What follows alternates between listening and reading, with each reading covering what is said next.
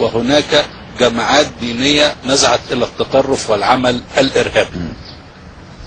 هل الخلط أو الجمع بين الاثنين، يعني ضرب الاثنين في سلة واحدة، هي دي يمكن كان قرار مصيب؟ لا، ما كانتش مصيب قوي. سألت الدكتور أسامة الباز سؤالا مباشرا: هل كان النائب محمد حسني مبارك مع عملية الاعتقالات بالشكل التي تمت به في سبتمبر؟ قال لا، وكانت له وجهة نظر مختلفة، وقال لن يقول لك أنه كان يختلف لأنه لا يحب أن يبدو وكأنه كان ضد مرحلة. كلامه مظبوط.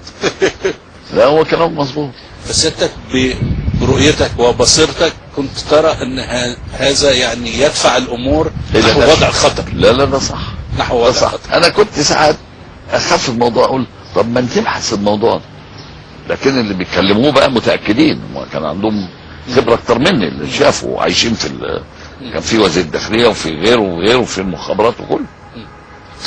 سيادة الرئيس، أعرف أن حضرتك كنت قلق على سلامة الرئيس السادات إلى الحد أن كنت تطلب منه أنه بالذات في رحلته للمنصورة أنه يركب القطار أنه يرتدي السترة الواقية. هل كنت تستشعر أنه حياته أصبحت فعلا على حافة الخطر؟ والله كنت بسمع كلام كتير عن هذا الموضوع، وحتى ما كان من رأيي ما يطلعش المنصورة في قطر عرض نفسه، وكنا جينا كلام حتى ما فيش داعي للاحتفال بتاع 6 اكتوبر. كلمته قال لا لا لا لا, لا مفيش حاجة. المهم جيت معاه في عربية مكشوفة لحد المنصة. طبعا انا ما بخافش، يعني دخلنا قتال كتير وطعامنا تطعيم معركة كتير جدا، ما بقتش فيه خوف خلاص. والواحد بيقول لك الأعمار بيد الله. طلعت معاه ونزلنا في المنصة وحصلت حادثة المنصة، وانا كان عندي احساس ان في حاجة هتحصل. ازاي يا فندم؟ حتى ايام يعني كان في مشكلة في السودان، وبعدين فالرئيس بيقول لي بتوع السودان، قلت بس بعد 6 اكتوبر قبلها يعني كنت متخوف من ذلك اليوم؟ متخوف ان هو يتعرض لحاجة، بس منين ما كنتش اعرف.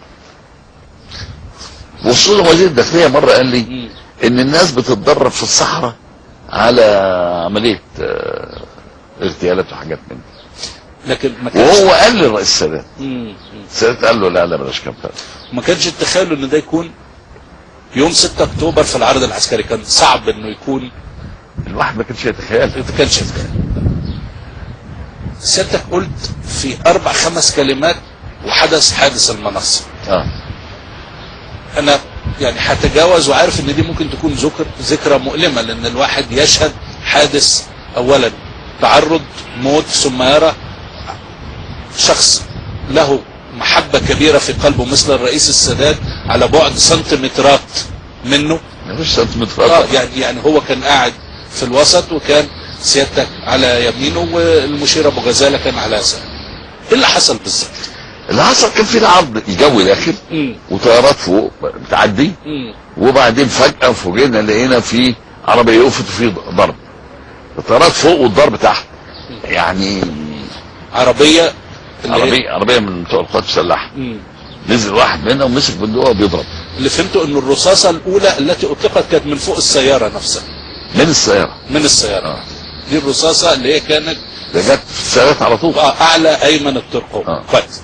ثم اترمت قنابل دخان. انا بقى ما خدتش بالي من الحاجات دي كلها. ايه اللي حصل؟ ده كنا في زي ساتر في المنصة اللي هو كلنا وطينا تحتيه. متر ونص دي. كلنا وطينا تحتيه. فاوتومات الحركة اللاشعورية وقربوا يظهر جنب البتاع وكانوا بيضربوا. ده هنا لما جه الاسلامبولي نفسه وحط المدفع الرشاش، الصورة الشهيرة فوق الرخامة بتاعت الحاجز، وابتدأ يطلق النار وضرب. هل شفت المشهد ده؟ لا ما شفتوش.